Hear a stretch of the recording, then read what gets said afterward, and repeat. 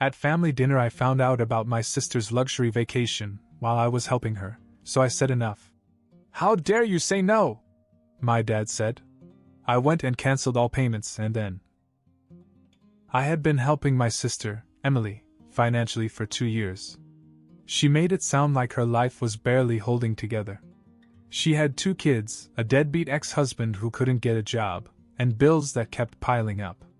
I sent her money every month, thinking I was helping to keep her and my nieces afloat. She always sounded desperate, like she was one bad month away from disaster. And I believed her. I had no reason to question her until my mother's birthday dinner. The whole family was gathered at my parents' house. A rare occasion when everyone was actually in one place. The conversation was normal at first: work, the kids, some gossip about a distant cousin. Then Emily, sitting across from me, started talking about Hawaii. At first I thought she was joking. Or maybe she was talking about a vacation she wanted to take. But no. She had been there. The resort was unreal, she said, cutting her steak like it was just another Tuesday. Private beach, all-inclusive, and the spa? Oh my God, I've never felt more relaxed in my life. I just sat there, listening, waiting for the part where she explained how the hell this happened. Then she laughed. And the best part? The kids stayed with Mom and Dad the whole time. I actually got to enjoy myself for once. The air in the room shifted. I wasn't the only one to notice. I leaned forward. Wait. You went to Hawaii? She gave me a look. Yeah? With what money? She blinked, as if she didn't understand the question. Then, with a casual shrug, she said, Well, yours. Silence. I felt my jaw clench. My mother shifted uncomfortably. My father took another bite of his food, pretending not to hear. I could hardly believe what I was hearing. You used the money I sent you, money that was supposed to be for the kids to go on vacation? Emily rolled her eyes. Relax. The kids are fine. They had fun with Mom and Dad. I glanced at my nieces. They were playing quietly in the corner, wearing the same tattered clothes I'd seen them in the last time. Clothes I assumed their mother couldn't afford to replace. Meanwhile, she was sipping cocktails on a beach. I kept my voice steady. I gave you the money because you said you were struggling. I was. She took a sip of wine. Struggling emotionally. I needed a break, Tom. I deserved to be happy too. I almost laughed. So instead of buying new clothes for your kids or paying off bills, you decided a luxury vacation was more important. She waved her hand. You don't get it. I had to get out there, meet someone. I can't be a struggling single mom forever, you know? That's how I met Jacob. Who the hell is Jacob? She smiled like she had just won the lottery. Oh my God, Tom. He's amazing. He owns a business, drives a Tesla. One of our cousins muttered. So you used Tom's money to find a rich boyfriend? Emily ignored her. He's successful, mature, everything I've been looking for. I clenched my fists under the table. Unbelievable. She sighed. Don't be dramatic. That was it. That was the moment I snapped. That's enough. You're not getting another dime from me. She froze. Then, before she could respond, my father slammed his hand down on the table. How dare you say no to your own sister? I turned to him, stunned. Are you serious? She's trying to rebuild her life. My mother added. Trying to find a good man. And you want to punish her for it? I laughed. By lying to me? By using my money for vacations while her children wear second-hand clothes? She's your sister, my father said, as if that was the only argument that mattered. I shook my head. Yes. And I'm your son. But that didn't stop you from letting her take advantage of me. Emily crossed her arms. Fine, I won't do it again. Happy? No. I'm done, I said, getting up. And when I reached the door, I turned around. Oh, and I'm also going to cancel the payments on your car loan. As soon as the words left my mouth, the room erupted. My parents jumped up and begged me not to do it. My mom was practically hysterical, swearing she wouldn't survive without the car. My father's face turned red as he muttered curses under his breath. Emily's expression changed from shock to pure rage. But I didn't care. I walked out.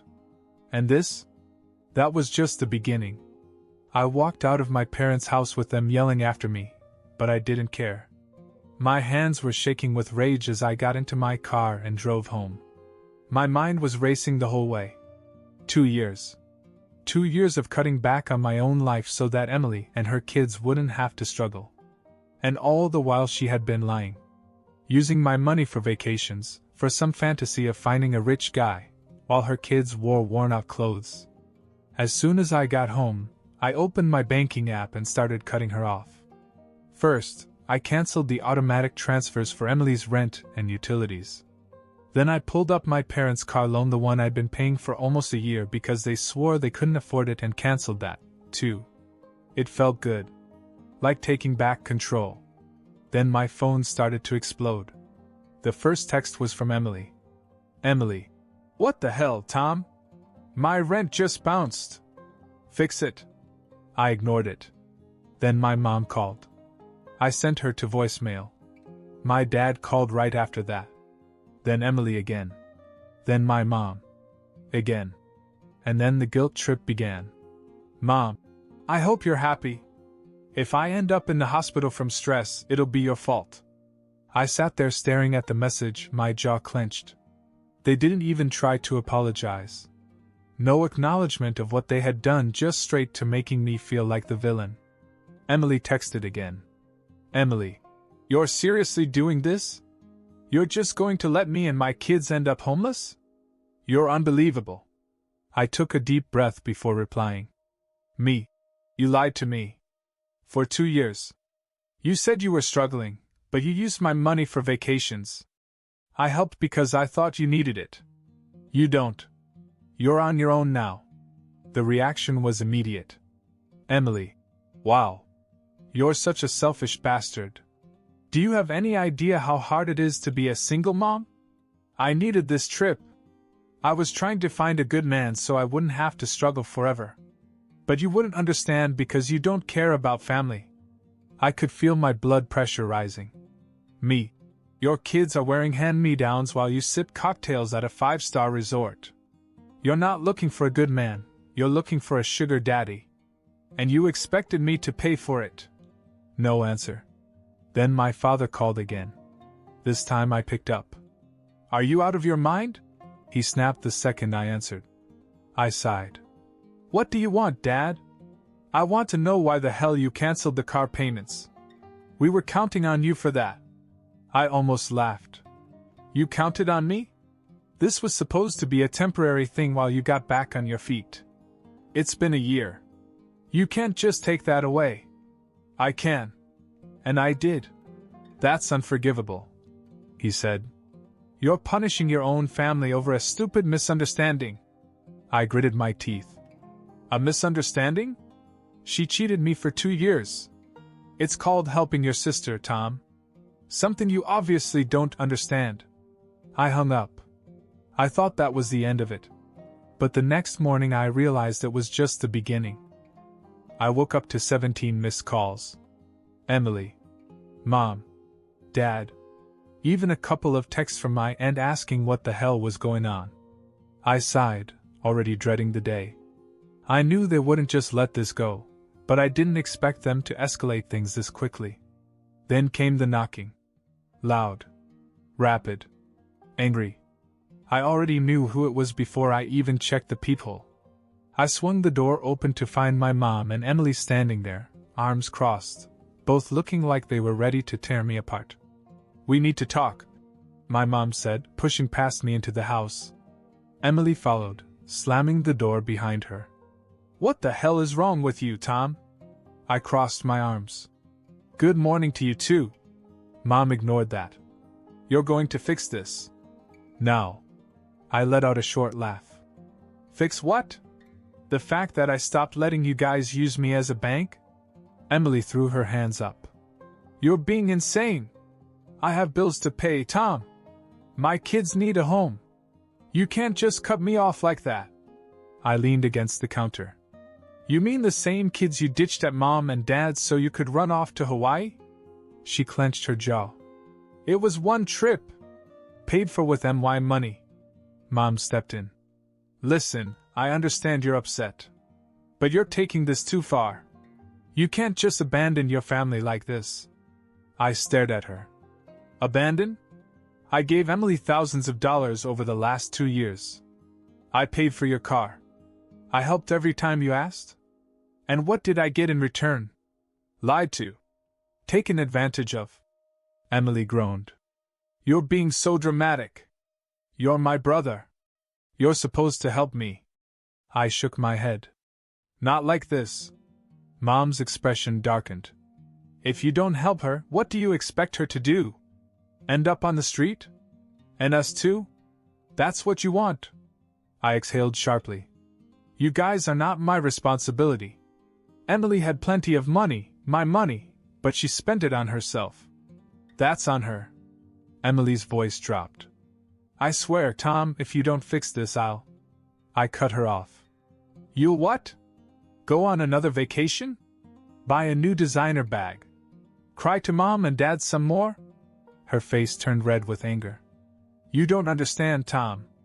You have no idea what it's like to be a single mom. And you have no idea what it's like to be used by your own family. I shot back. Mom grabbed my arm, her voice suddenly softer. Please, Tom. If you stop helping, I don't know what will happen to me. My health is already bad. If I end up in the hospital over this. I pulled away. Don't do that. Don't ever use that against me. Emily let out a sharp breath. Fine. Be selfish. But you're making a huge mistake. I opened the door. Get out. They both glared at me, but after a long pause they left. I locked the door behind them. I thought Jacob showing up at my door was the worst of it. I was wrong. That night, around 10 p.m., there was another knock. I checked the peephole, expecting maybe Jacob again, or Emily finally working up the nerve to confront me in person. It was my mom. I hesitated. Letting her in meant another exhausting conversation where she'd guilt-trip me, cry, and tell me how I was destroying the family. But if I didn't answer, she'd probably just stand there all night, calling me until I caved. I opened the door. Mom! She pushed past me into the apartment. We need to talk. I sighed, shutting the door. If this is about Emily, it's about me, Tom. Something in her voice made me turn around fast. She was holding a bottle of pills. I felt my stomach drop. What are you doing? She gave me this broken look. I can't take this. The stress. The shame. My own son turning his back on his family? Do you know what this is doing to me? She twisted the cap off the bottle. My heart pounded. Mom, stop. Tears welled up in her eyes. Maybe if I weren't around, you'd feel bad for what you've done. Before she could do anything, I grabbed the bottle out of her hands. I looked at the label. Sleep aids. Over the counter. Not even prescription strength. She wasn't actually going to do anything. She was performing. I exhaled sharply. You really came all the way here to fake a suicide attempt just to manipulate me? She sniffled. I wouldn't have to if you weren't being so cruel. I clenched my jaw, fighting the urge to lose it. This is insane. You're trying to emotionally blackmail me into giving Emily money? She wiped her tears away, and her face hardened instantly. It's not just about Emily. You cut us off too. You left your own parents to struggle. I shook my head.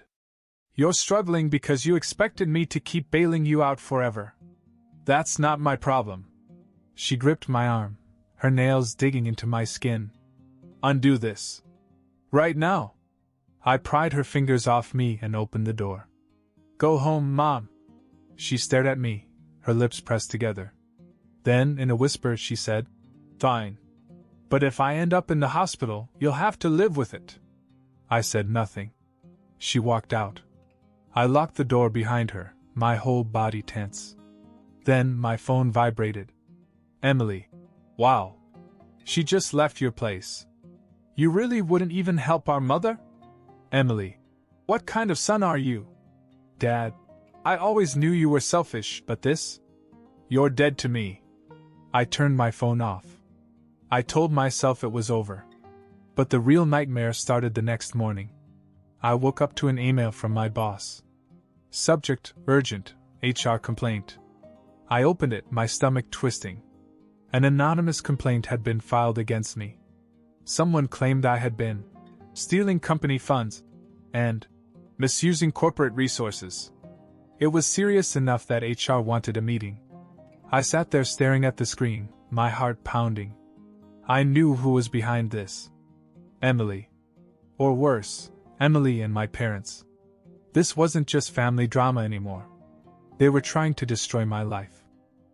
I sat there staring at the email from HR, my stomach in knots. Emily or my parents, or both, had actually tried to ruin my job. They had crossed a line I couldn't ignore. I took a deep breath and called my boss directly. Hey, I just got your email.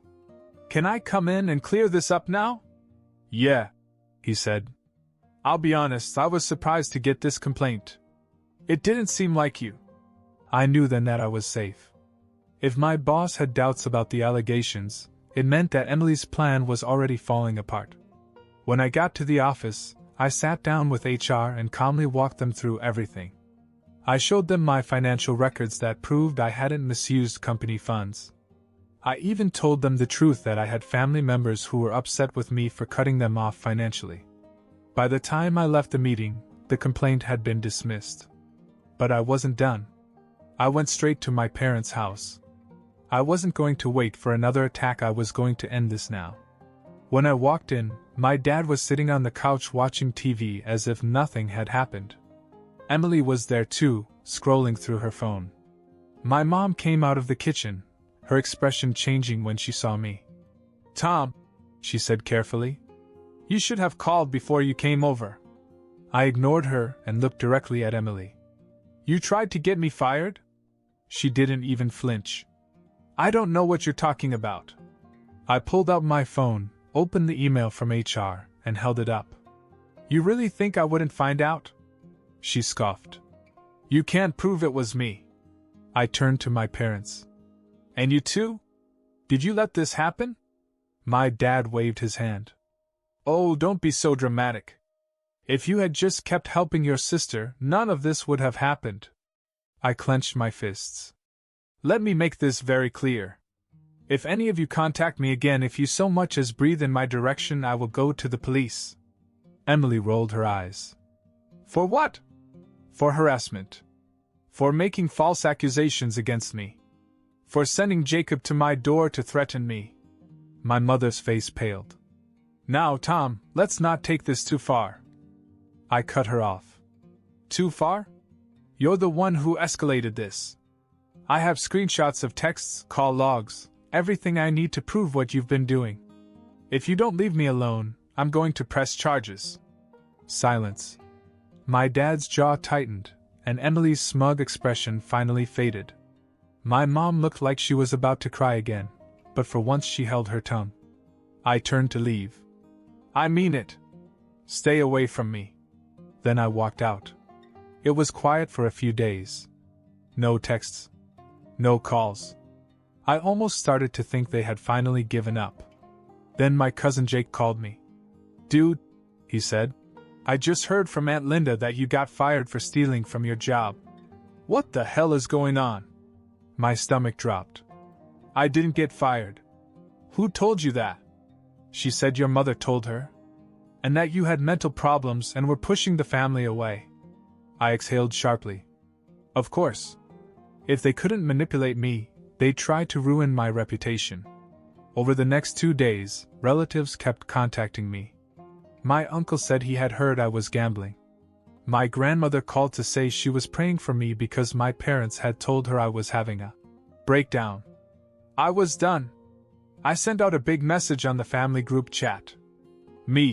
I'm hearing a lot of lies about me, so I want to set the record straight. I cut off financial support to my parents and Emily because they were using me.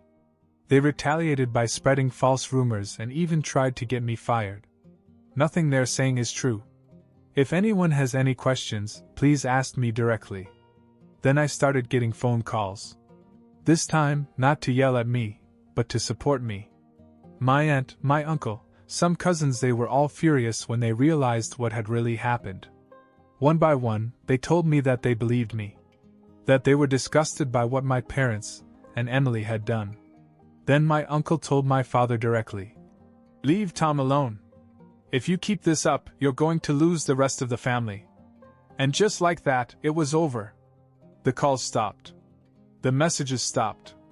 My parents and Emily finally backed off, not because they wanted to, but because they had lost. And me? For the first time in years, I felt free. Even after my family finally backed off, I couldn't shake the feeling that they would try something else. Maybe not tomorrow, maybe not next week, but eventually. People like them didn't change. They were just waiting for their next chance. And I wasn't going to give them one. I made my decision that night. I was done with them forever. The next morning, I started looking at jobs in another state. I'd always thought about leaving, but something had always kept me here, probably that stupid sense of obligation to my family. But now, there was nothing holding me back. Within 2 weeks, I had a job lined up in another city. A better salary, a fresh start, and most importantly, a place where they couldn't reach me. I didn't tell anyone. I quietly packed my things, sold what I didn't need, and sat in my empty apartment the night before the move, realizing how much of my life I had wasted on them. For 2 years, I had put Emily's needs ahead of my own. I had skipped vacations, worked overtime, tightened my own budget all so she could lie to me and live better than I did. And my parents? They were never on my side. No matter how much I gave, it was never enough. Because in their eyes, I wasn't family, I was a resource. A walking ATM. I was a complete idiot. But not anymore. I changed my number. Blocked it on everything. Deleted old messages, old emails, anything that connected me to them. And then I got in my car and drove away. No goodbyes. No explanations. Just a clean break. And for the first time in my life, I felt like I was truly living for myself.